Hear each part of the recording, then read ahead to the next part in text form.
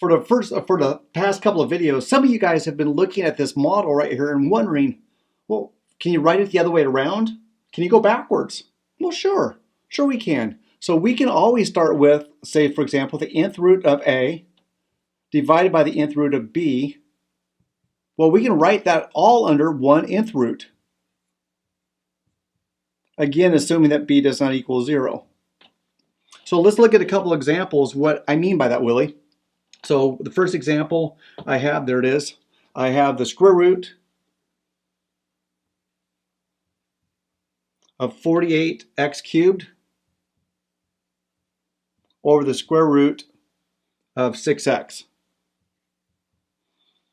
Now I hope what I notice is that I can reduce 48 and x cubed.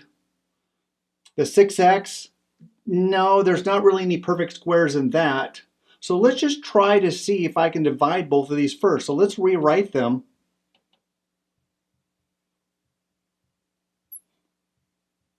Underneath one radical, and then perform the division before I deal with any square roots or roots of this kind. So 48 divided by 6, that's an 8. X cubed divided by x, x squared. Good for you. Now, let's see if we can simplify. I'm going to rewrite this as some perfect squares, or perfect, so the 8's not a perfect square, but 8 has a factor that's a perfect square. So it's a 4 times a 2, and then an x squared left. Square root of 4 is a 2. Square root of 2 is a square root of 2. And the square root of x squared is an x. So this problem was easier to do the division first and then look for any perfect squares to simplify. How did I know to do that? Well, I recognize 48 and 6. I recognize that those numbers divide evenly to each other. And likewise with x cubed and x. It just felt like I was able to reduce before I factored out some perfect squares. And in this process, it worked out. I was able to, and I'm left with 2x root 2 as my final result. This one's got a couple of things hidden inside the problem, namely that I have a 2 root 5 on the bottom. And so if I'm going to combine the indexes or the roots, I'm going to leave 2 on the outside. It's really a 1 over 2 because there's an understood 1 right there. And then I can go ahead and combine. So 14 or 45xy divided by 5. I just didn't want that 1/2 to get lost, because sometimes when I just see a 2 in the numerator or the denominator here, I don't really know what that means. So I have to remember that it's a denominator of another fraction. In this case, it was a 1 because there was nothing listed there, so it was 1/2. What do we do from here? Well, I know what to do with the 1/2. I'll just leave it 1/2 for now. 45 divided by 5 becomes a 9xy. And now I can go ahead and pull out some perfect roots. So I have 1/2 times square root of 9 is 3. Square root of x is the square root of x, and the square root of y is the square root of y. My final result, well, almost my final result, let's combine the 1/2 and a 3 to make that 3/2 xy, square root of xy.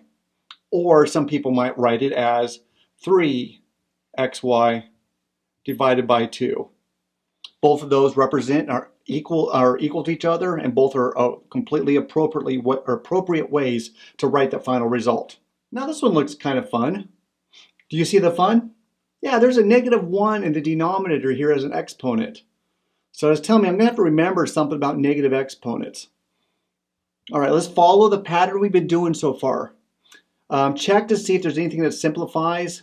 Yeah, it kind of does, but maybe I might have better luck to have a better simplification if I write everything over the same or underneath the same radical.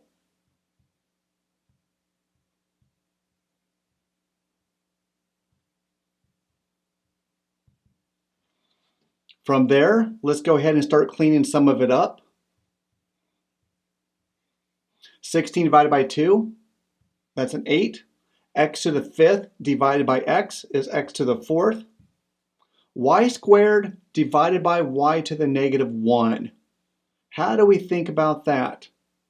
Well, let's back up and see how we got x to the 4th, because I think we were all right with that. Remember that we would take the numerators, x to the fourth.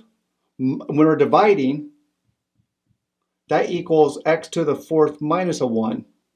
When we're dividing like bases, we subtract the exponents, and that becomes x to the third. Well, let's look at the y's. I have y squared divided by y to the negative 1.